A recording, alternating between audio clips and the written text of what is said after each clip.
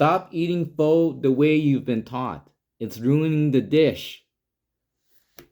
I know that sounds dramatic, but after eating pho my entire life, I can tell you most people do two things that completely change the flavor, and not in a good way. What's wild is that these mistakes are so common that even the regular pho lover don't realize that they're doing them. In this video, I'm going to show you the biggest pho eating mistakes that everyone makes, why they matter, and how to fix them so that your bowl will taste the way it's supposed to. Plus, I'll give you a bonus tip that will increase everyone's respect for you as a pho eater. Let's dive in. Okay, here is a visual aid that'll help you along. Let's get rid of this little handle here so that you see more of it. Okay? Common mistakes when eating pho. Okay? Point number 1, the soup.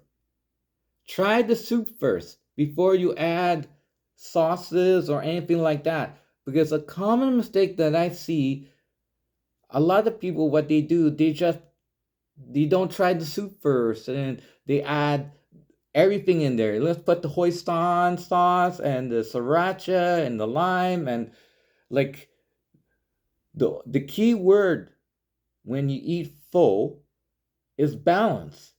How can you create balance when at the top, right off the top, you add a lot of hoisin, a lot of sriracha sauce, a lot, like let's squeeze a lot of lemon on the bowl. Let's put all the basil that, like, I think they normally give you like around 2 to 3 pieces of basil on the plate.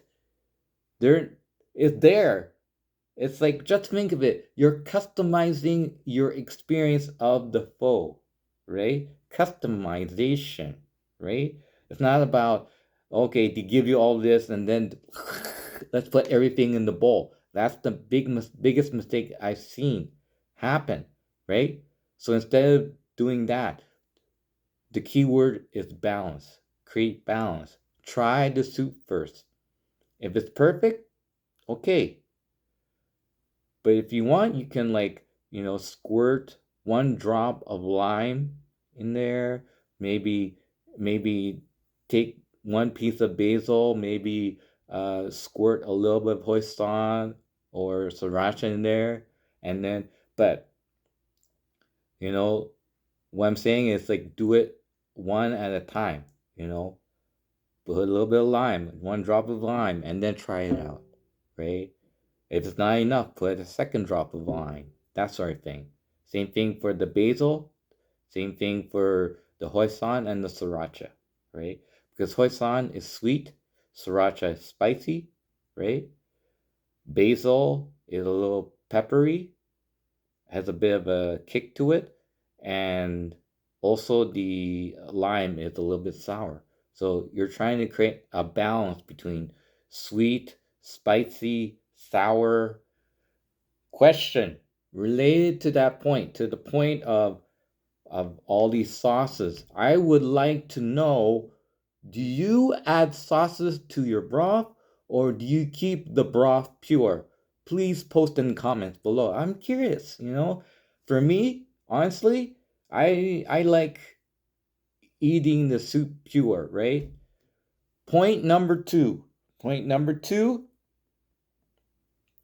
what I see happening is what people do, they take the basil off the side plate and they just throw it in there. Okay? The correct way of doing it is you need to take the basil and nip the leaf off the stem so that you would release the essential oils, and then put that leaf into the bowl. Okay?